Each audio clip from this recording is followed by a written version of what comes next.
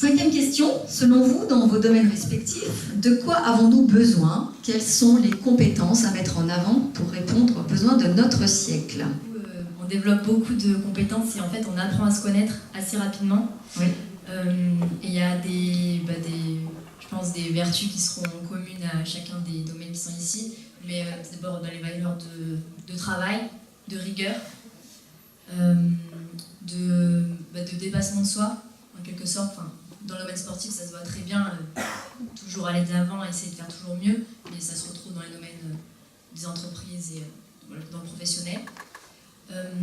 Il y a aussi des valeurs plus humaines, donc je dirais de respect, d'humilité, comme le disait Sarah précédemment, Oui.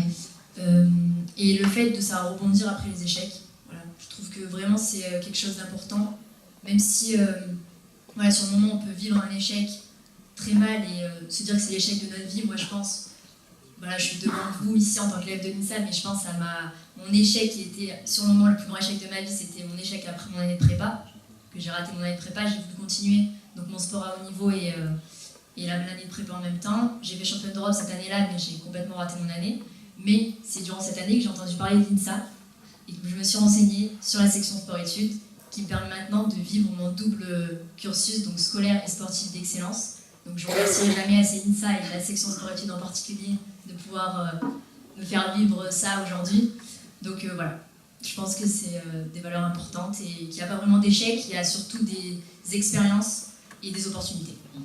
Merci. De quoi l'entreprise a besoin comme compétences à venir? En plus de ce qui a été dit, j'aimerais rajouter 2 choses. Le collaboratif, mais je crois que votre génération le fait déjà très bien. Mais c'est vraiment important. Ensemble, on va plus loin, comme tu l'as souligné. Et puis aussi la curiosité et l'innovation qui sont fondamentales en entreprise aussi. Je partage avec vous une étude qui dit que sur les phases de succès, dans la réussite en pourcentage, seulement 20% est en lien avec la technicité, avec l'expertise d'un métier. 80% est en lien, donc dans cette réussite, avec la qualité relationnelle, la capacité à fédérer, la capacité à partager. Donc on est dans l'émotionnel, on est dans l'intuitif. Donc pour justement mesurer ce succès.